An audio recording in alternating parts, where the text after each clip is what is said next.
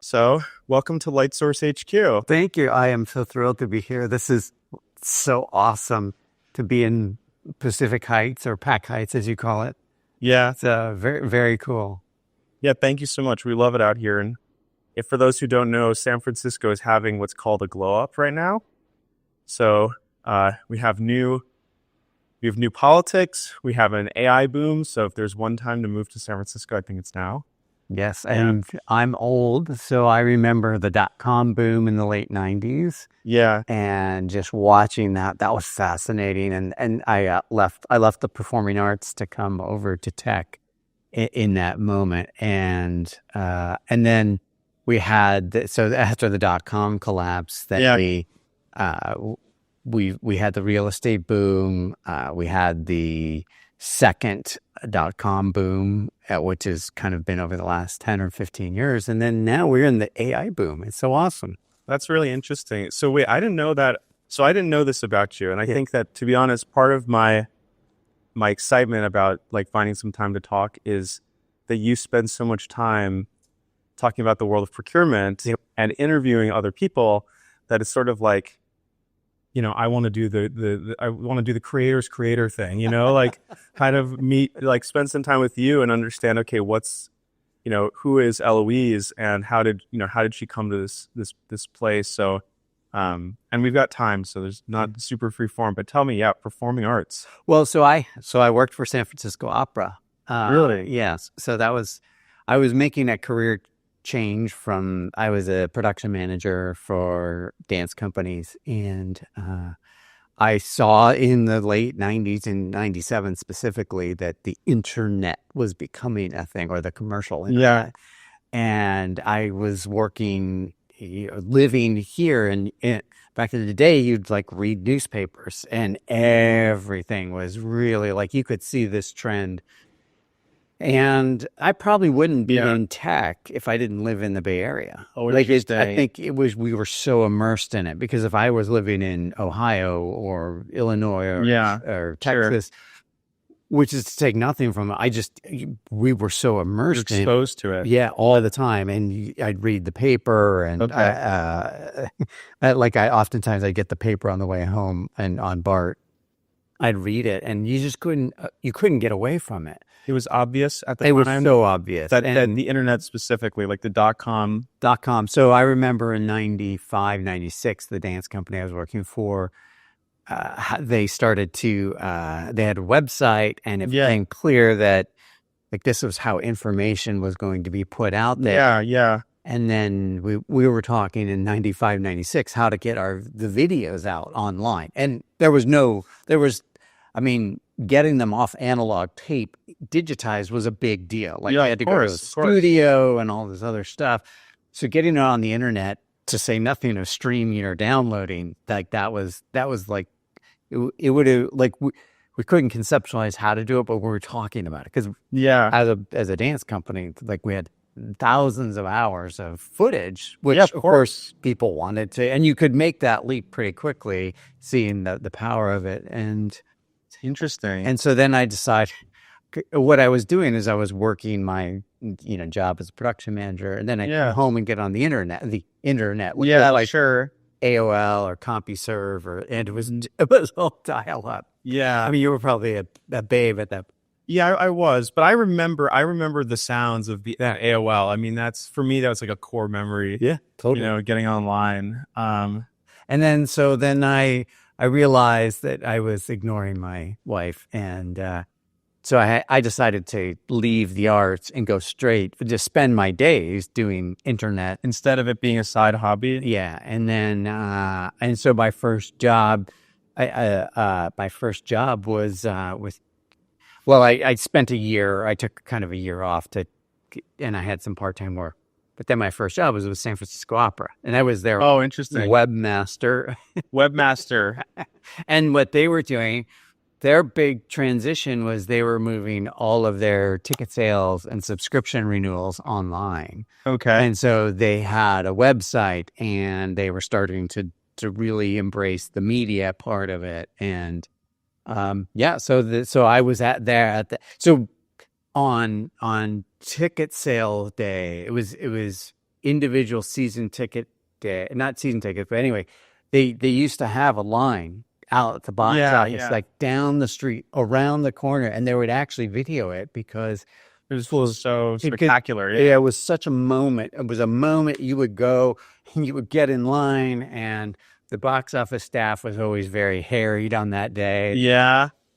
And over time, by the time I left, in like a year or two later, there was no line anymore because it was all online. Wow, that's crazy. Yeah. So I was there, and then I remember we did the Ring, Wagner's Ring, Okay. when in '99, I think. And I remember doing a DVD.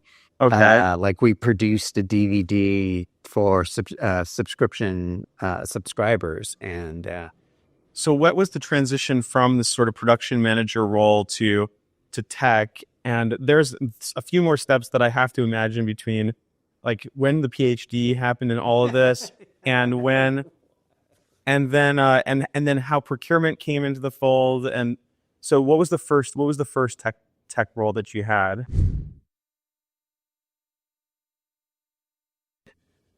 so at the opera, the marketing manager, her name is Diana Sunshine, I love her. She's awesome. Okay. She had gotten her MBA and some of the folks with her MBA that she was in business school with actually worked for A.T. Kearney.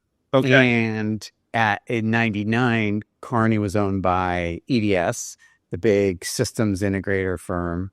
A.T. Kearney was owned by a systems integrator. Yeah. Really? EDS was a huge tech titan in the '90s. They had all these government contracts, and it was like a big thing. It was Ross Perot's company. Oh, okay, sure. Now they're just a division of HP. So yeah, so like it's amazing how things can change. Oh my God, yeah. So so Kearney was owned by EDS, and EDS made some bets. So there was a company called Conext. And it was basically aggregated buying. It was a site set up to do aggregated buying for companies. So aggregated like cross company, like so you like GPO. Yeah, like GPO. Okay. Yeah. And it was a first attempt. And so they got all this funding and they just blew through it, spending it on consultants. Oh my goodness. Because nobody really knew what they were doing. And then out of that, a group decided to create a reverse auction tool because sourcing was really hot then. And some folks realized, the power of the internet break together. And free markets had launched a little bit before that, and then Abbreviate started. And so, to make a long story long, Diana left the opera to go to Abbreviate, and 6 months later, I followed her. And then my assistant webmaster was Tom Klein. He came with me. Both Tom and I are still at Kearney, which is really, yeah, that's incredible. So what was it like at Abbreviate, and how did it? Yeah. I feel like there was I hear about like a few different companies. Obviously, Ariba, free markets where Peter used to work. Commerce One is another one that I'd heard about, and C1, yeah. And it felt like there's like this entire sort of Gen 1 of internet-based sourcing companies, maybe a very auction-oriented, and then it was like a winter. Yeah. Like what sort of happened? Like why didn't that stick around? Why didn't they all become, the next Salesforce,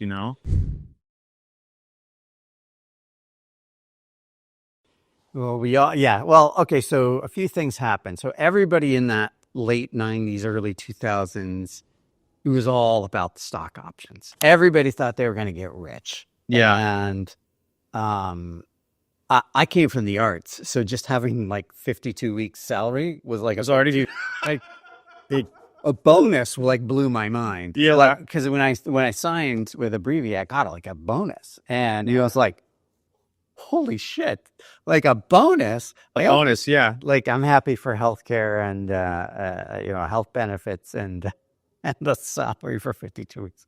So I had a much different perspective, but but everybody's walking around like holding, not literally, but holding their contracts. Well, I've got 50,000 shares or 160,000 shares, and if the price is this and this. Oh, so if you were very, very commercially focused, On how much it would pay out. Was this like because they had seen, Mark Cuban IPO or whatever get acquired? Late 90s, early 2000s. Yeah, so everybody, like there was just so much money coming in, and you had Amazon really starting to come about, be a known entity. You had was it still books at that time? Yeah, it was predominantly books, and they were expanding into things like CDs, and Bezos did drugstore.com, and so like it was a lot of experimenting, and nobody really knew the answer to anything. So why not us? Like, we're a startup. Why wouldn't we? Like, there was no reason we wouldn't expect to go public and make $1 gazillion. Yeah, I wasn't motivated by that. The thing about Abbreviate that was really interesting is that there was a third of the group was Carney people that decided to do the startup thing. Okay. So a third were a Carney startup. Then there was an account. I can't remember what the name of the account was, but EDS had a tech group that was on this big account. It may have been for like AT&T or something like that. And they lost the account. So they had a bunch of people and office space that was available. So like a third of the company became this group of EDS EDS folks, and then a third were outsiders. So like Tom and myself and Diana. So we got this space for free, or like the startup did, but it was out in Walnut Creek. Okay. And yeah, so in 2000, a lot of excitement, a lot of push. We developed the tool. It was a reverse auction tool predominantly. And it was so complicated, and the technology was so bad. It would, like during auctions, it would blow up all the time. And so I was the webmaster there. I managed the website. I was in the marketing group, and I watched the CTO and all these doofuses screw up the tech part, and I was kind of not close, but sort of friends with the systems admins, and I was just watching these guys just completely struggle, and I'm like, well, I could do that. Like I could. So over the course of 6 months, because the CTO was living in London and commuting back and forth. Right. That's always a bad sign. Yeah. He was half in, half out. And I remember he got pulled into EDS to do a big RFP proposal that EDS won. So like he was only half in, and then the administrators, they didn't want to step up. So I saw the opportunity, and I inserted myself into the chaos, because there was nothing, it couldn't have been worse, because like when you have these major blow-ups, and you'd have to reboot the servers in the middle of an auction. I mean, oh my goodness. And what would happen? They'd be like, stand by for like 10 minutes while we fix this. It is interesting, because I feel like there's so much infrastructure now to do all this stuff. I mean, it used to be that if you wanted to serve a website, you had to have a server to serve it. And now it's like, you can just, like, one person can put an app up on AWS and it can scale without any effort. It's such a different time, Yeah, I mean, we could spend an hour and have an app on AWS in no time at all. And if you saw my end of coolest things of 2024, the guy Matt Sligo, he's just one guy, and he's building AI things off Google's Gemini. And he's just doing it. And that's how far we come. But back in the day, we had a server room on premise in Walnut Creek, and we would unbox servers and put them in the rack and cable them. And my friend Joel, he came from the EDS group. He still works with Carney. He's very precise in his cabling, and I've always, like, you knew when Joel had done a rack, because it looked like a perfect ponytail. Perfect. And Like me, I didn't really do a lot of it. I just helped them out. I would just hold things or, but if I were just like, I had that back in the day, I had a router at home and like Yeah. all the, well, I was just like cables going every which way. So. Sure, sure, sure. It's a beautiful mind situation. Yeah, that's really great. And so, okay, so what's the end of the story with this company? So at the end of 2001, as we went into 2000, so at the end of so it really took off. It got started in late 99. First auctions were run in 99. 2000 was a big ramp up. You have the dot-com collapse in 2000, in November of 2000. Okay. And so going into 2001, there was just the market was sagging. Tech companies were going bust left and right. So they decided that they would try to sell the company. And so we tried to sell to Commerce One. We tried to sell to Manugistics. I2 was another one. And it's funny, I run into people all the time. I used to work at Manugistics or I2 or C1. And yeah, it's funny. And nobody bought, like nobody, it just, we couldn't sell. So, Carney then, so basically at the end of 2002, EDS said, we're done. We're pulling the plug. Yeah. And then Carney said, well, we'll take this and put it into the Carney business. And then what they did is they sold or siphoned off the technology to Unigraphics, which was owned by EDS too. So, so they sort of split the company and Unigraphics became UGS and then they spun out and then they got acquired by Siemens. And so like a group went on that journey and then the rest of us stayed with Carney and went on a different journey. And if you've been at Carney consistently since then, oh my goodness. So that's amazing. Yeah. So whatever our start date with Abbreviate actually counts as towards Carney tenure. Yeah, because we became absorbed into Carney. So wow. So technically, I've been at Carney coming up on 25 years. Wow. Yeah. I mean, that's incredible.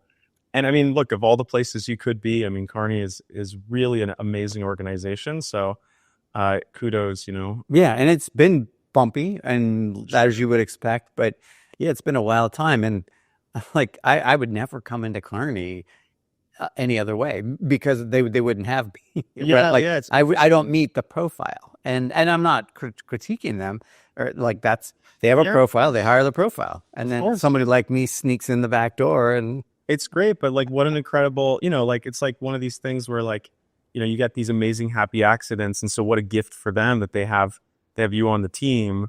I'm kind of curious. How so now like diving into Carney a little bit, how within Carney did you end up becoming Elouise Epstein? And I know that's actually just your name, but how did it end up being that you know are in an organization? Because in many ways I feel like so much of your time is not necessarily just spent doing the classic consulting work, but it's like being a thought leader and creating content and sort of challenging people's thinking. And when I met with must have been, I think it was Saketu. Yeah. He was saying, oh, she has like editorial license. Like you have, I never heard of anything like that in a consulting firm ever. I mean, I've heard you have the editorial license to repeat our exact value statement as is written, but I've never heard about someone having so much sort of freedom. So how did that sort of come about?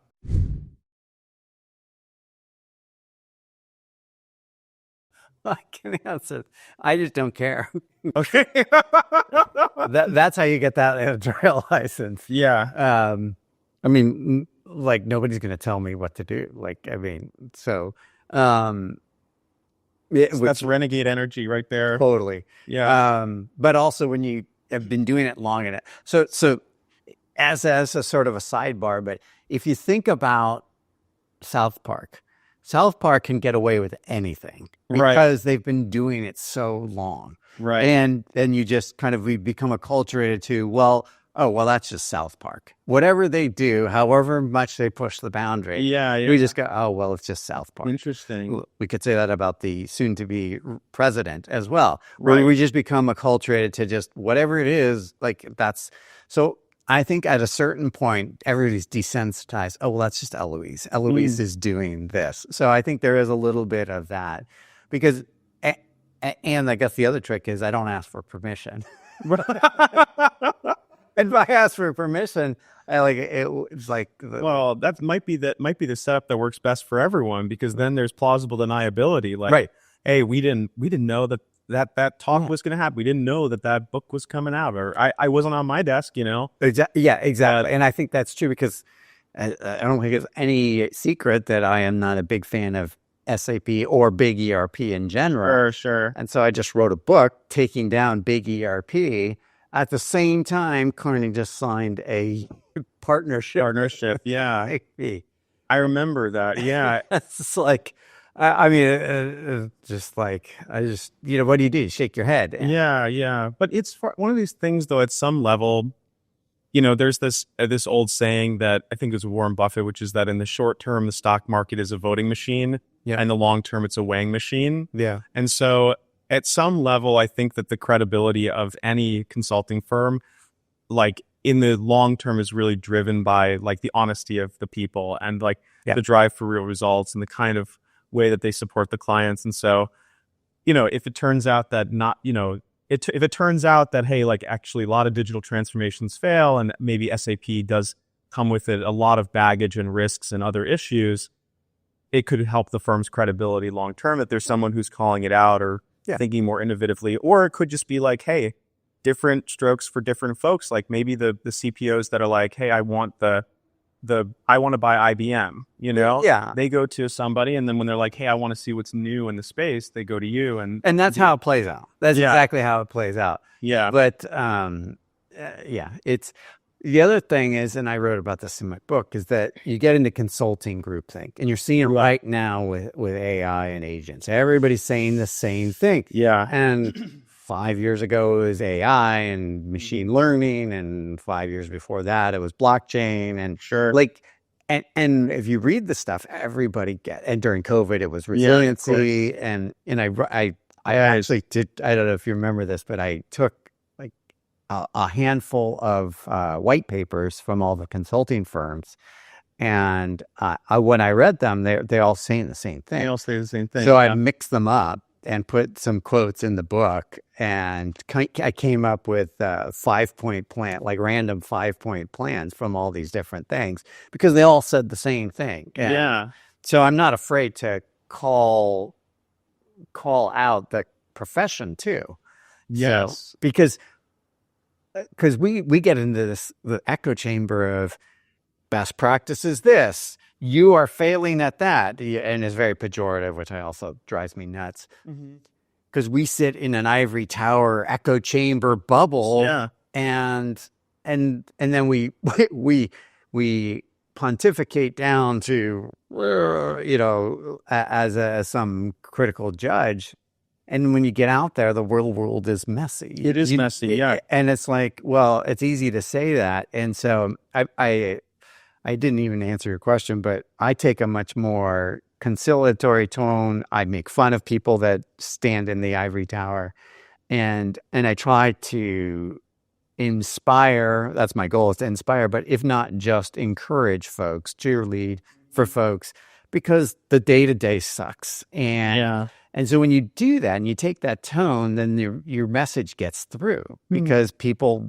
And if I make fun of SAP or Carney or whomever, then people are like, hey, I'm not crazy. I'm not crazy, because I know more than those stupid consultants that, because, sorry, I'll let you talk in a second. No, this is the thing that just drives me crazy is that you have people at these companies with 5, 10, 15, 20 years experience. Yeah. And then you bring in consultants, and you get the partners in that do the song and dance, and then the project starts, and you basically get people out of MBA school, right, who know nothing about procurement or younger.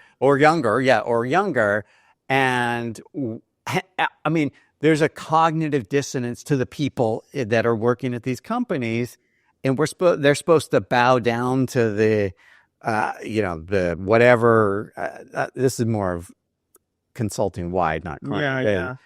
we have a playbook and the playbook, and we are all knowing, all, and we're arrogant and we're well put together, and you're wearing a hoodie, and so you can't know as much as I do because I've got, I'm all put together. And it's like that dynamic, and I see it all the time, is just so the arrogance just irritates the shit out of me. Interesting. I think that makes a lot of sense. And it makes also sense that you coming from the alternative route, right? Right. I mean, it's so true. And maybe that's why I sometimes feel that, it's sort of like when someone gets a transplant, an organ transplant, their body sometimes rejects it. Yeah. And so I almost feel that in these consulting engagements, like you have to take a lot of antihistamines to prevent the body from rejecting the outside help. And it does feel that way. It is really interesting. And then the challenge is like, okay, like a lot of times, like we work with a lot of, it's sort of funny when I know someone was a consultant when they call customers clients. Yes. Yes. Yes. That's just natural. But we work with a lot of customers where, they'll have done a consulting project, they'll do this big cost takeout activity, and then fast forward 6 months, the cost is put back in. So, Yeah, exactly. the question is, okay, how can you go from, I don't know if this is an okay analogy, but how do you go from, one-time liposuction with no habit change to, diet and exercise? But then I think, okay, technology is kind of Ozempic, right? You can have a little bit of the best of both worlds. You can do like, okay, how can we make it easy to do the right things and get great outcomes? And it shouldn't be by force. It should be by, hey, we're empowering you, enabling you with new technology, that kind of stuff. So, yeah. And I mean, and I think what gets lost in this is that you have to have leadership and enablement and coaching and development, and what passes for all of those is pretty weak. Interesting. And I think that's a big miss on the consulting firm, because we come in, the consulting industry, we come in and just like completely lose our credibility because we're too arrogant. And I'm not, again, this is not carny. I watch this because oftentimes clients will confide in me, and they'll just complain about the other consulting firms, or we'll be on projects that are so big that there's multiple firms. I just sit back and I just observe, and the arrogance drips off these folks. Yeah. And it's interesting. People are starved for authenticity in the business world, Yeah. like people, they're a certain person from 9 to 5, and then it's like everyone is going and watching Bridgerton at home and like being like, "Ooh, this is naughty," like it's like, I think it sort of relates to the South Park point too, because right, like what people love about Matt Stone and Trey Parker is that they're exactly what they say they are. Yeah. And why is, not to, bring politics up, but why is that Trump gets away with what he does? But if you remember Elliot Spitzer, the governor of New York, the reason people went so crazy about it was not because he had hired a prostitute, but it was because he had prosecuted prostitution rings and hired a prostitute, and so it's the hypocrisy. It's the hypocrisy. And people want the authenticity. I 100% agree. People want the authenticity, and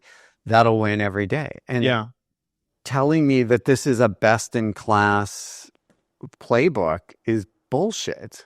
We know it's not. Like, and because you have brought your best-in-class playbook, and in 6 months when you're gone, some other jackass is going to bring in their best-in-class playbook, and we gaslight these people, and it's just. It's true. I mean, here's a question though. Like you brought up another point that I want to circle back on, which is this sort of, this idea of the leadership of the CPO, or maybe the vacuum of leadership at the CPO level. Talk me through like, the different kinds of CPOs that you see.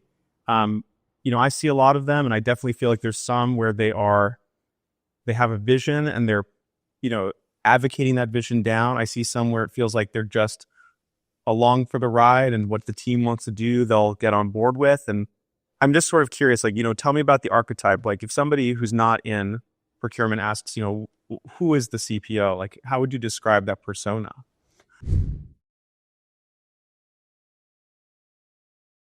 What I would say, it's great. I would say It's an impossible to describe group of people. It's like almost like maybe one time you made like a deal with like a ghost or something, and you can't say the word. oh yeah, I see it. Exactly. The CPO. No, No. The CPO rule absolutely has changed, and I think Okay. that's really we are watching a generational shift, and that's where I think you really see the dichotomy and what you're describing is a spectrum of different leadership capabilities.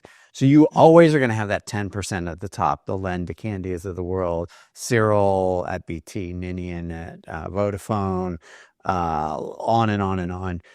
Like there are those elite ones, and then there are the sort of I'll talk a good game, I'll do some things, but maybe I have some insecurity, or I don't have it all buttoned up, but I'm not going to admit it. Mm-hmm. Then you have the folks that are just way in over their head, that just like, and there are a number of them, and they they don't say a lot, or when if they take a position, it's one of just absolute best practice, quote unquote, because I can point to McKinsey's study or Carney's study and have air cover from that because I don't have whatever. Yeah. And when I say there's a generational change, what I mean is most of the CPOs in the previous generation, it was bifurcated between, you had this elite group and then you had everybody else. And now you start to see a greater spectrum of growth. And you see younger folks like Cyril who come in and they're like, I'm not going to make the same mistakes that I watched the previous generation. So that's why this generational change is important, because Jaime Robles at American Airlines, when he was at Casey's, he did the same thing. He's like, I'm not making these same mistakes. I am not taking the tech vendors at their word. I'm not hiring consultants. One of the things which strikes me is, for the most part, these companies, these younger CPOs, are not hiring consultants. Interesting. Or they might hire them for a one-off kind of thing, which is actually makes sense. Whereas in the previous generation, those CPOs would do these big projects because they either didn't have the expertise themselves, or they didn't want to build the team up. And what I love about Cyril's, he built the whole team up. Jaime has done the same thing. And you watch them. That's what really separates, is the teams that they build. And I'll just say, even at the level of Len was of the previous generation, one of the stellar ones. Yeah, in the previous generation, the CPOs he brought in that were reported to him. Okay. I mean, Shashi, Heidi Landry, Julian, you go down the list. These are legitimate CPOs in their own right. That, like, Heidi was the CPO at Dow Chemical, and she's at J&J now. Yeah, he was at P&G before, and so he comes to J&J. I mean, like, Len is attracting these super amazing folks, and like that was a once in a sort of generational thing to do. And now, as Len is retired, and like the other CPOs and J&J has changed, they spread their wings. Right. I mean, like you watch over the next 5 years, those, like, some of the most amazing folks will come out of that. It's sort of like in football, where you have the for many, many years it was Bill Walsh here in San Francisco, and you had all the folks that the coaches underneath him that Bill ended up becoming head coaches. Yeah, exactly. There's a PayPal mafia, is another. Yeah, the PayPal mafia is another. There are a lot of things about. I by the way, I totally buy this idea that there are like certain places and points in time where exceptional people it's like a critical mass, they like suck together. Yeah. And then when that supernova explodes and they're cast across the entire industry, they're all doing amazing things. Another example of this, by the way, and I'm really biased, is I think Tesla circa 2015. Yeah. When they were making the transition. It's sort of funny. The irony is Tesla, the average tenure is like 18 months. So people churn out pretty quick. But the benefit is that those people are now like all over these other Of companies, course. and they're all, they all have risen to these incredible heights, And actually, if you really want, to go back on and I think about this often, the OG of doing this is Larry Ellison. Oh, interesting. And really, like Mark Benioff comes out of there and goes on to Salesforce. I forget all the others who come out, but Yeah. like, and you're right. And then shortly thereafter, like Ellison did it sort of 90s into the 2000s. And then, of course, the PayPal mafia absolutely takes it to a whole new level. It's interesting. I mean, it's really interesting. I feel like, I have a younger brother, and he always calls me and texts me asking for career advice. And he's at Amazon. There's a million teams there. And like, which team should I be? Should I be in New York? Should I be in Seattle? That kind of thing. And I always tell him the same thing, which is like, go where the best people are. Yeah. So if you go with the best people are, it's just it will just raise all ships. You know what I mean? And so that really makes a difference. But now here's the question, which is, if you're a CPO, Phil Eidson, from the procurement, he always asks people like, did you find procurement, or did procurement find you? That's his classic question. I love it.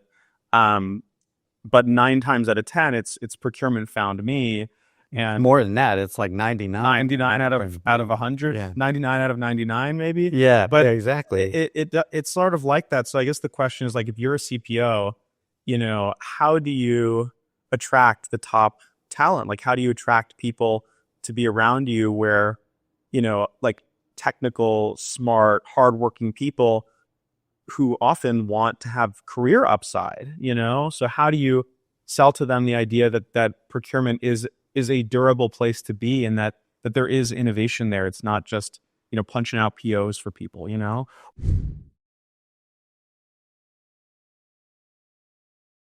Well, I swear to God, if we're punching out POs in 10 years, we collectively, you as a founder, me as an influencer, will have failed. Yeah. Like we got to get beyond that. Sure. We as a collective profession will have failed, and like it will have passed us by. I'll answer your question in 2 ways, because I go back to what when I interviewed Ninian, at the CPO at Vodafone. What he wants is people like you just described that want to go out and innovate, and he expects them to leave after 18 months, 2 years, and go to Google, go to Facebook or Meta, wherever, go to Amazon. To him, that's a win. And that's a mindset that we don't have in procurement. And so my comment on this is, if I walk into P&G or J&J or General Motors and I work in procurement, what am I going to get access to first and foremost? The spend data. Yeah. Tell me that looking at where J&J spends their money, or P&G spends their money, any enterprise, where they spend their money, that's got to be the most fascinating thing. Fascinating, yeah. And if you have designs on being a CEO one day, why would you not want to start by understanding where the company writes checks to? Like who they write checks to, who they pay, why? Because you're going to learn the business so much better that way. Interesting. Than being a cog in a machine that you may, in engineering, you're the coffee schlepper. Yeah. Like I can learn more and then grow into, and then move over into the business. It's interesting. I've heard a variant of this before, which is that the best CEOs are the ones who are closest to the P&L. Yeah. And that they really understand the financial management of the business. But I'd thought about that as like a finance analyst path. I've never thought about that as a procurement spend analytics, spend visibility path. It is really interesting. Or maybe one day they say, you know what, we're spending, $100 million on this kind of service. I should go and start a company in that industry, and maybe maybe it's another reference point. But I mean, look what we see this in, let's call it Silicon Valley writ large. Yeah. Whereas everything's great. We're selling, we're innovating, Yeah, and then something happens, and all of a sudden it's sheer panic, and now we have to cut costs. And then you it's almost cliche at this point. You see this major, like, oh, we got to cut our marketing budget by a gazillion dollars. And so. Well, this brings up like I feel like a sort of, I want to call it almost like an elephant in the room type topic, which is around savings. Um, you're already laughing because I know exactly what you're going to ask me. And so it's one of these things where, and we talk about this all the time in the company. There's a whole there's a whole slew of things that we have to think about. So the first thing is that there is not an incentive for savings, right? So salespeople go out, they sell a $10 million contract. Not only are they getting so many high fives that day that their hand is sore, but they're getting a commission, 10% bonus. Now, if you go to procurement and you say, hey, you can go and save $100 million, not only do you not get a commission, but people might look at it and actually, it might be an indictment of your previous work, right? Why was there opportunity to save? And so there isn't really an incentive around creating savings. It doesn't really land with folks. Like, people don't really want to, I feel like it's sort of weird. I feel like at some level they really want to talk about savings and savings generation because it is at some level core to the role of procurement. Like, we want to be able to get the best value for the right product for the business. But at some level, people never want to talk about it. And if there's any question about hey, are we paying fair prices? Those things can get very uncomfortable for people to talk about. And we want to very quickly look at anything but. So I'm telling you, savings does not sell software. I know that firsthand. So tell me about the idea of, I'm just throwing a few things at you, but how do you think about savings? How do CPOs talk about savings? Is it real? I mean, there's a lot in here. And maybe a good place to start is, what do you think the question that I was going to ask was going to be?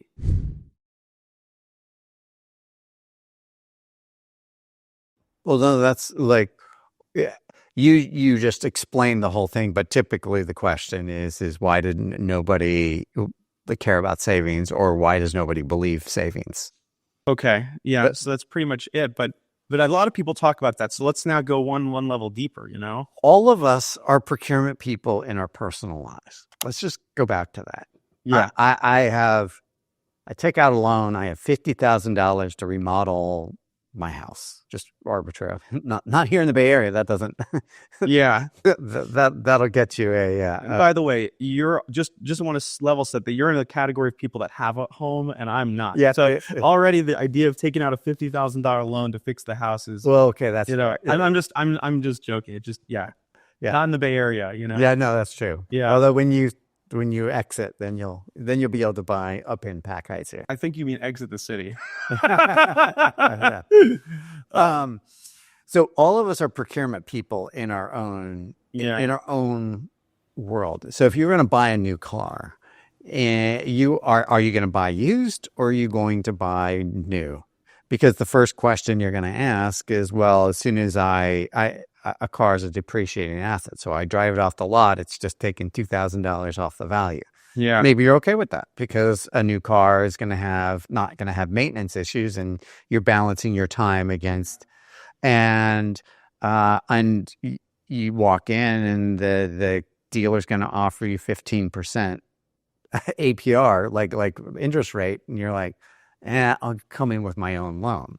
Yeah. So really, when it gets to buying a car, there's three sort of levers. There's, do you have a trade-in? Because do you need financing, and do you need and the amount of down payment? Yep. And so, of course, the sales folks in the car dealer know that. So you're going to trade in a car, I'm going to undercut you on that, but give you a great interest rate, or vice versa. Or I'll give you a ton of money for your used car, but I'm going to charge you a higher interest rate. So, but if I walk in with a pile of cash and say, I want that car for $2,000, like the sticker says $20,000, I'm going to give you $16,000 in cash right now. That salesperson might entertain that, or we might get to 17. Is that not just procurement, like straight up? Yeah. And the reason I would offer that money up front, or try not to get into a long-term loan with high interest rates, is because I only have so much money coming in each month. And so if I don't spend that extra money on the car, or if I get a $50,000 loan to remodel my house, if I pick a slightly different, the carpet's cheaper than the linoleum, well, that's a $5,000 savings. So now I have $5,000 more to do new faucets or whatever. Yeah. So I'm making these trade-offs. We do this every day in everything. If I leave here, I'm going to go get a coffee. And so, but if I, or an espresso, and because I love the coffee shop, as you know, Compton's around the corner that I love. Yeah. That's $5, $6, $7. Like that $7. If I save that, then like that and that's a trade-off. And I'm making a financial trade-off because my monthly salary doesn't change. I get my salary or biweekly, and so if I'm going to, like, that amount of money is not going to change. So I either spend less or I get a second job and make more, which is not going to happen given where I'm at. So how is that any different? Why is it that when we walk into P&G, all of a sudden, like, I'm going to negotiate the savings? Well, let me, the reason this doesn't work is that when I save money on the car or the floor or whatever, that money is going to benefit me. I'm not necessarily going to save it and put it in the bank. I'm saving the money, or I'm avoiding the cost by going and getting the latte. But I'm still spending that money somewhere. And that's the difference. And I can wrap my head around that because we all, to some degree, whether deliberately or not, manage our finances. Of course, yeah. And so when we go to the big organization, that buying decision gets abstracted. Right. The engineers kind of just pass it off to procurement, and procurement's like, well, it's not my money. Yeah. And I'm just doing the best I can. And if I save that $100 million, it probably, as you rightly said, comes back of, well, were you really doing your job? Yeah. And if I save that, like, that money is probably just going to get spent elsewhere. Right. So I'm not really much like we do in our personal lives. And so then, so how am I measured? Like, so why did I do that? So what's the fix though? Because I think you've identified a very clear issue, right? Which is that people don't treat the corporate spend like they do their own money. And it's not even like it's a little bit different. It's like, it's way different. Two sides of the entire universe. So, and the reason that salespeople treat the sale as if it's their own money is because it becomes their own money. Exactly. I think there is maybe like two sort of good counterexamples that I've seen. One is in the automotive space. In some of the big three autos, they have a very involved cost engineering team, right? Where they'll do a very detailed should cost. They know all the rates, they know all the materials, and so they can actually measure procurement on like the theoretical to actual purchase price variance, or the gap. And so, you'll never get to the real theoretical price because for whatever reasons, but there's with a lot of work, you can kind of measure how folks are doing. The other example that I think we see a lot is the consulting world. And the reason is because you have, like in tech, to use a tech term, an A/B test, a before and an after. So attribution is very clear. Before Carney came in or before McKinsey came in, this was the state of play. Yeah. And then when we left, this was the new cost basis for us. And that delta is directly attributable to us. Right. I thought it through the idea of savings commissions, right? What could you give someone a percentage of savings? But the problem is it creates this perverse incentive, like, oh, we should start really high and then work our way down. So the repeat game fails, but the one and done kind of works. And that's how you get firms that will work on contingency, right? Exactly. And or they'll do an fee at risk engagement, but the numbers are enormous, right? So here's the question: like, how do we get procurement to start to view the money that we're spending as it were our own? Because if we don't do that, then in 5 years, AI is going to outperform us.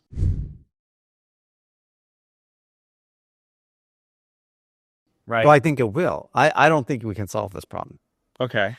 Because unless, and I'll give you the example that typically works, unless there's a direct impact to the bottom line.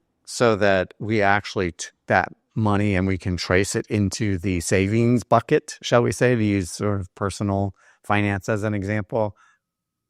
It's not just sort of take the 5,000 and put it somewhere else. If I take it and put it into and I check the box, and now I have $5,000 in stock making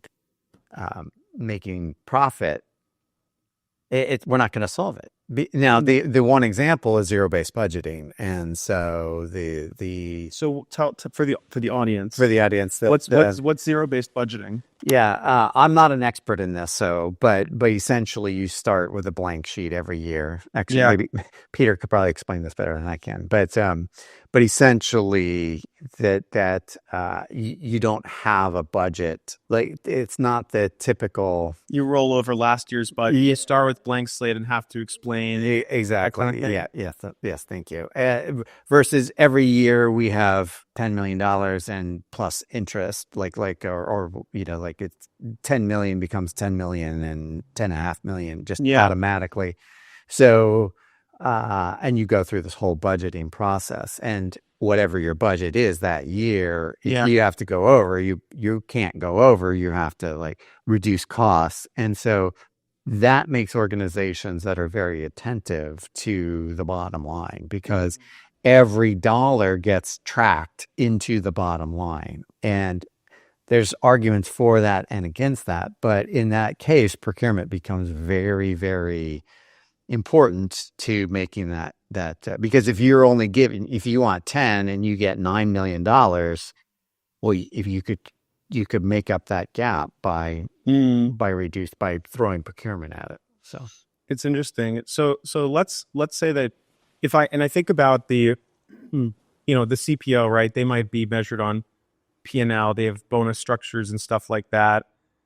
If we get down to the category manager level, right? The people who are doing the work, they're calling the suppliers, they're negotiating. If I have a supplier I like that they've been delivering, the only problem is that they probably are 25% too expensive, but I'd have to stay at the office an extra hour every day in order to validate a new supplier and all that stuff. Why would I do that? And in what circumstances could we construct in which I would want to do that?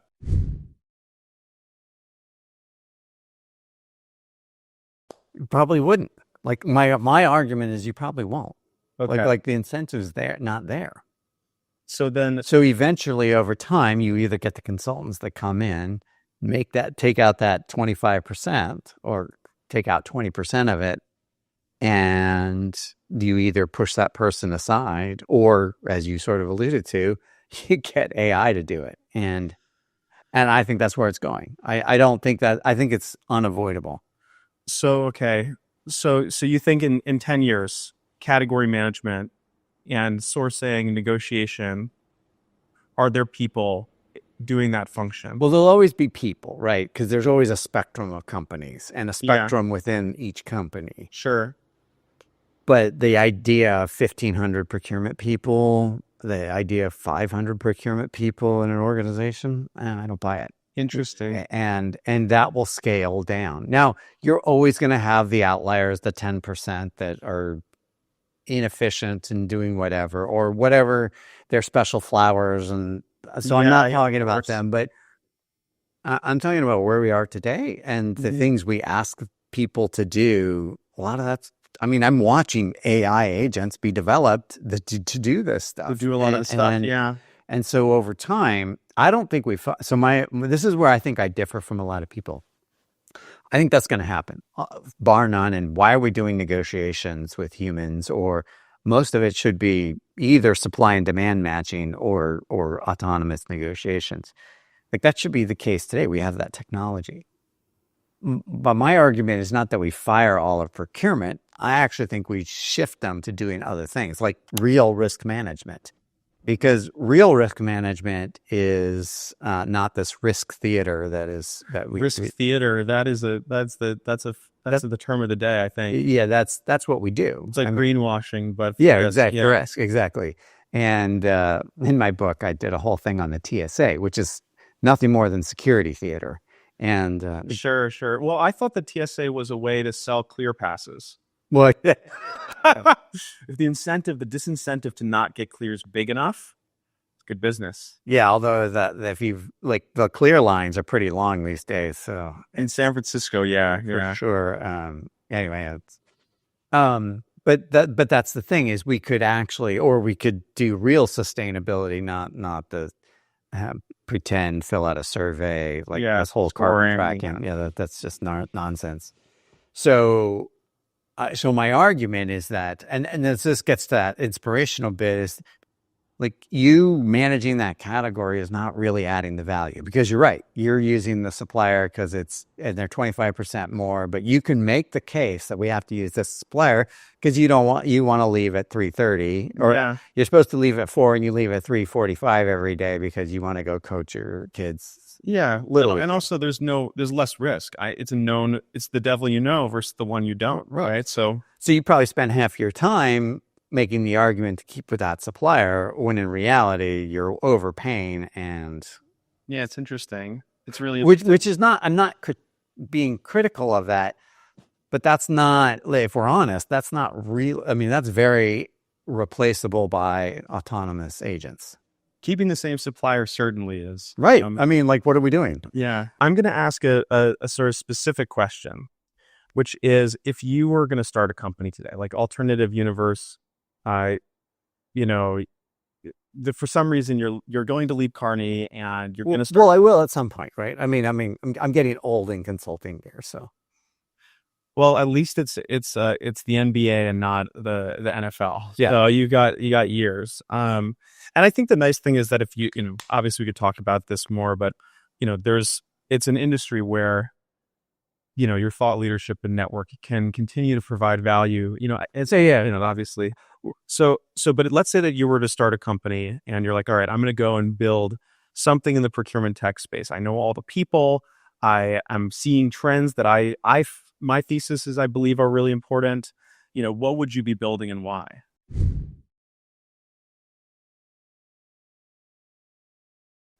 I would not build a tech product for a few reasons. One, I'm terrible at it. I've given that a shot a few times in my career and I suck. I absolutely suck at it. So, but what about the San Francisco Opera digitization initiative from circa No, I'm just joking. Yeah, no, I know. I mean, it was a success, but actually it had its own problems. Although I came in to help fix them.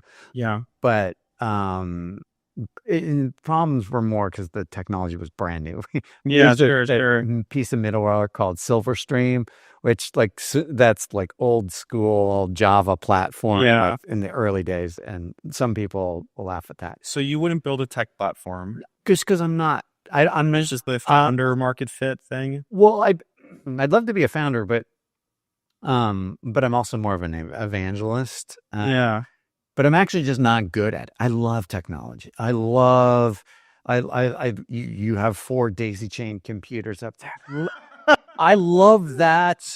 And not that I don't want to do it. I wouldn't even know how to do it, but I appreciate it for what it is. Yeah. Like somebody daisy chain like that. So like to me, that just strikes me as I love technology. I love that we have, 2 iPhones set up and these mics.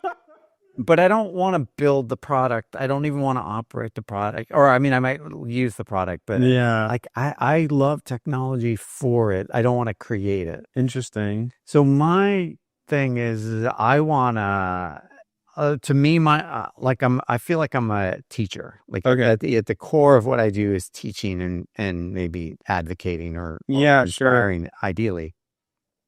So I want to, if I were to do a startup, it would be much more in helping people bridge that gap, the capability gap. That's 100%.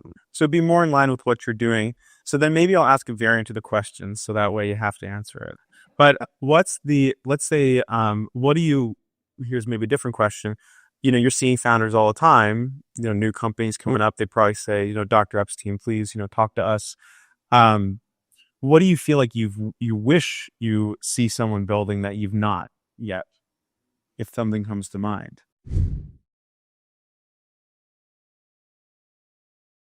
Well, I think I'll say the thing that excites me the most is all these agents. And this idea that you can have a platform that is so sophisticated. I mean, and I'm building agents myself, which sounds like so arrogant to say, but I'm able to do research things that I hadn't been able to do before. So I like the power of this of Gen AI, of the AI platforms themselves. And to me, I look at Gen AI as a way to tap into this as a novice, not like it's amazing. I can do things with data that I wouldn't even know how to before if I had to do using like R or Alt or some of these other tools. I just say in common language, hey, Chat GPT, I need to do this. Yeah, of course. So I think that to me is much more interesting. I don't need to build more technology. There's more technology out there than we could ever use. So I want to help people use that technology, and I want to be inspired by what they do. Interesting. So here's another question. Maybe going back in history, was there ever was there ever a moment in your 25 years at Carney where you thought, okay, this is something I would really consider leaving the business for? So yeah, was there ever a time where you were having like a real internal struggle to figure out, okay, like there's an opportunity that's come up that is so good that despite having been at Carney already for 5 or 10 or 20 years, you were like, I am at the razor's edge of making that decision to completely change my career at this point? No, because my career was very lumpy, and I've told this story many times. In 2016, I was going to leave Carney voluntarily or involuntarily because my platform had run out of gas, and so and that's when I started to look around and see the just complete disaster that was the Procure Tech or the legacy source to pay suites.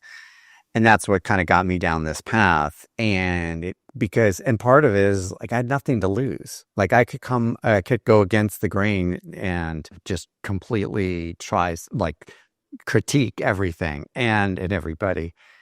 So my regret is that I was the first one to sort of see this, like put this together. If I would have stopped and done like an investment fund and taken a equity piece in all these early stage, or ideally we've done it for Carney, that would have been sort of the best of both worlds. But I was lacking confidence. I was too like I was just didn't believe in myself and what I was seeing. So I think that would have been the closest to answer your question. That would have been the time.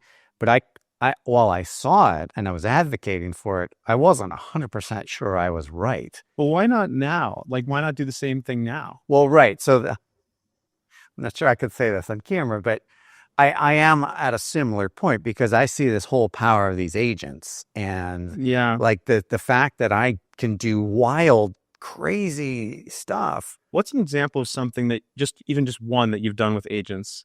Many years. So coming out of grad school, I wanted to, like, I had this idea of studying country music. I love country music. I love a lot of different music. So I love show tunes. So like this I'm aware of. Yeah. So and I was doing a lot of textual analysis in the early natural language processing days where it was becoming kind of a thing in business. Yeah. And not years ago in research academia. But anyway, I thought, wouldn't it be great to take the lyrics of the top country songs from every year and do a textual analysis on them and check the themes, see the themes happen over years. And so I kind of played with this idea, and then I hired somebody to write Python scripts for me that would go to these websites and download all the lyrics. And then I paid somebody else to do textual analysis on some of this stuff that both of these I would be able to run on my own. Yeah. But it was just so it was kludgy, and I didn't have the time to like, wait, where's that Python script? How do I run that? What do I do? And it was not. So I built an agent as sort of to basically do that. And it basically does this and does the thematic. And I just built it this week. Oh, really? Yeah. What did you use? Like, can you share? Gemini. Gemini? Yeah. Do they have like a self-serve agent product now, or? Yeah, I don't know. I was using the studio, so Okay, somebody Nice, dude. somebody taught me. So Okay. and just said this is what you do, and so I did it, and then I was like, holy shit! Like it didn't even take me 5 minutes, and the analysis comes back like that, and and I was so then I'm like I call my friend Jeff who's consultant at Carney partner at Carney and I'm like, you know that thing I was telling you about like 10 years ago, I just did it. And so we got on a screen share I was like doing the thing and the agent comes back and of course post 9/11 2000 to 2010 is the very much 9/11 America. 9/11 America kind of themes. But then in 2010 to 2014, you get the emergence of bro country and female, and then 2015 to 2020 is female empowerment and country. Oh, interesting. I mean, this thing like was like we could have gone all night just like That's amazing. Yeah, and I just did this thing in 5 minutes. I mean, so the power of that, like I know nothing, and I love technology, but I don't know anything really that I have all that power at my fingertips. And by the way, now you know what I came up with this morning or yesterday is I'm going to have the agent go download all the lyrics and then I'm going to have it figure out how to build a knowledge graph. I don't even know what a knowledge graph is. I just know that it's a way to visualize all this stuff. And like, I mean, that kind of power at my fingertips. Tell me, talk about democratization of AI. Yeah, it's really amazing. I mean, it does feel, it does feel to me like AI is not. To be honest, I never really understood the applications of blockchain in whether it's NFTs or in 2021 when we were getting started. A lot of people asked us how we were using blockchain, and I just kind of didn't even pretend to think that was a good idea. I think the number one killer use case for blockchain is cryptocurrency, which is what it was created for. And so trying to fit a crypto peg into a real world hole is just not the right thing. But with AI, it's amazing to me because it's, Gen AI, like any of these chatbots, they are better than 95% of white collar professionals at whatever you ask them to produce. Then when you add agents, that's like the arms and legs of the robots. You have the brain and then you have the arms and legs. And so it's just very interesting. But I think the thing that is always unclear to me, and I think for many technologists, if you want to call us that, is what is the timeline are we talking about, right? Like, because it's very, I think this is the thing, it's like the 80/20, like it's very easy to get, 80% of the way really quickly and have people be like, look at that trajectory. And it was like that with self-driving cars. Like actually I'll tell a story from Waymo, but early on there was a Waymo, there was like some kind of test that they wanted to run. They wanted to drive from like Palo Alto to like Marin or something. And if they could do that in 2010, everyone got a big bonus because Larry and Sergey's perception was that if the car can do that, it's solved, And so they did it. There were people apparently walking alongside the car, blocking stop signs, so it would continue to keep moving without, needing a person's intervention. It successfully completed it. They all got paid out, and then they all left and went and started their other companies like, Aurora and stuff like that. And then it was like, shoot, it's like 10 more years to kind of get it dialed in. And then now we're starting to see it commercialized really on the streets like this year.